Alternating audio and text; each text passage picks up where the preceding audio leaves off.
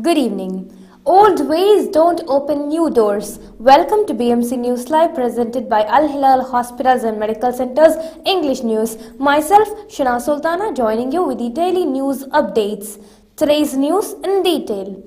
Transportation and Telecommunications Minister Kamal bin Ahmed Mohammed participated in the World Summit on the Information Society Forum 2022. Bahrain, represented by the Ministry of Transportation and Telecommunications, won the World Summit on the Information Society 2021 WSIS Award held under the United Nations and the International Telecommunication Union.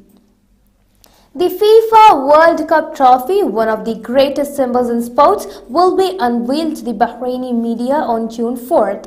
The kingdom is one of the stops of the trophy's global journey ahead of the 2022 FIFA World Cup in Qatar later this year. In all, it will travel to 51 countries and territories before the start of the tournament.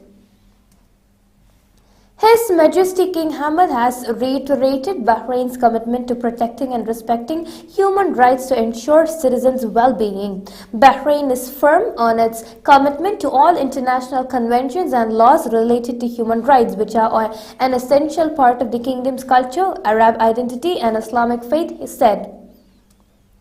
His Royal Highness Prince Salman bin Hamad Al Khalifa, the Crown Prince and Prime Minister, stressed the importance of strengthening relations with EU member states as he met the European Union's Ambassador Patrick Simonet yesterday. He highlighted Bahrain's commitment to further boost international opportunities for cooperation in support of wide-ranging development goals and in line with the Kingdom's commitment to comprehensive development led by His Majesty King Hamad. Al Hilal Hospitals and Medical Centers Bahrain's COVID updates. COVID updates brought to you by Al Hilal Hospital and Medical Centers.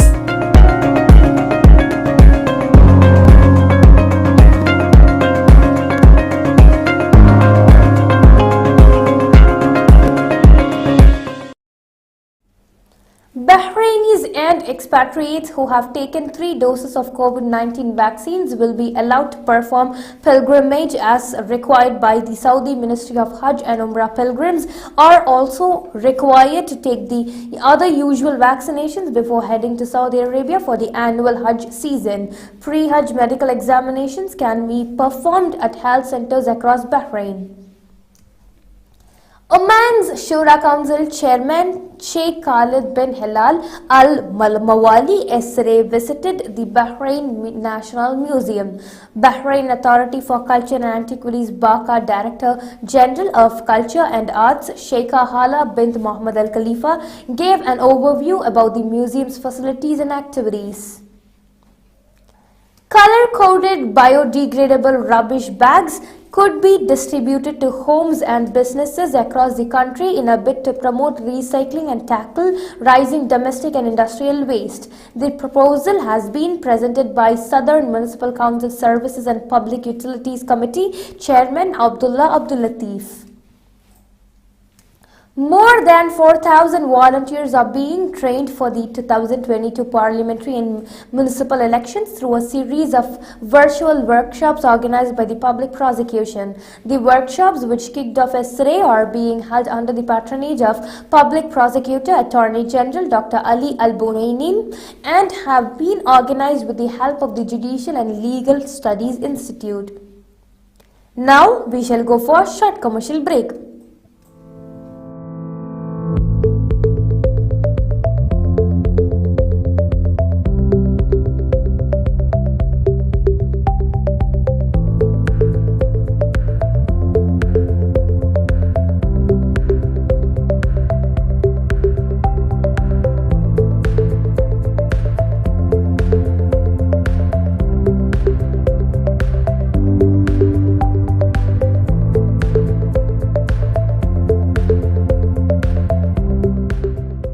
All your favorite products under one roof in Bahrain at 27-year-old Megamart and Macromart.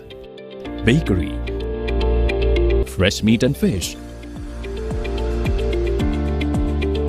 fruits and vegetables, sweets and snacks, ready-to-eat foods, dairy products, grocery or consumer goods. Megamart and Macromart, full of goodness.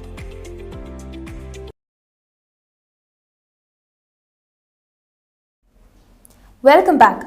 More than half a ton of shrimp was confiscated in April by the Maritime Control Directorate, which has vowed to step up monitoring of course to crack down on illegal fishing that has led to depletion of fish stocks in Bahrain.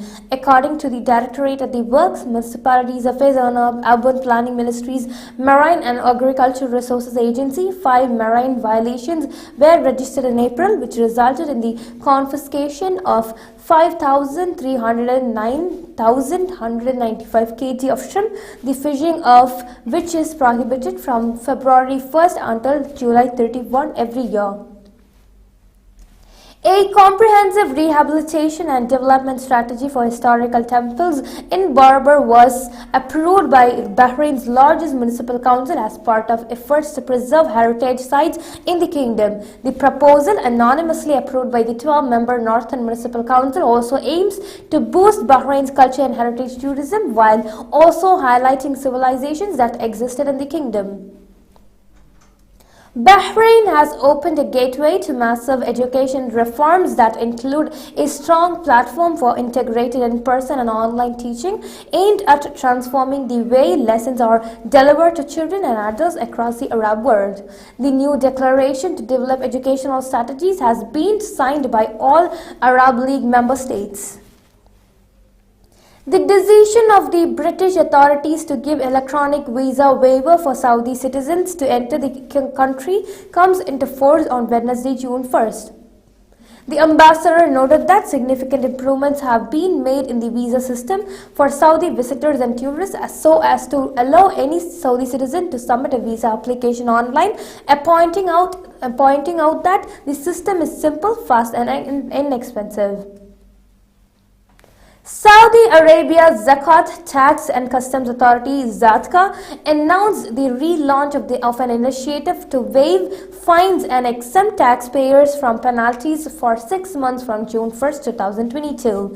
The initiative aims to mitigate the economic fallout of the COVID-19 pandemic. Fines for the delay in registration, default payment and delayed report submission are included in the exemption. However, fines for tax evasion and fines paid before the launch of the initiative will not be covered. The UAE has reported 4 new cases of viral zoonotic disease monkeypox. The cases were detected as part of the country's epidemiological surveillance system. This takes the total number of cases detected in the UAE to 8. The Ministry of Health and Prevention (MOHAP) reminded residents to follow all safety and prevention measures. Work will be stopped at construction sites and open areas between 12:30 p.m. and 3:30 p.m. from Wednesday, June 1st, 2022 till August due to the high temperatures in the Sultanate of Oman. Starting today, the ban on the employment of workers at noon in construction sites and open areas due to high temperatures begins from 12:30 p.m. until 3:30 p.m. for the months of June, July and August. General Federation of Oman Works (GFOW) said in a statement. With this, we come to the end of today's news. Stay tuned for daily news updates in BMC News Live English at 7:30 p.m. Thank you so much for watching. Signing off by Shana Sultana. Good night.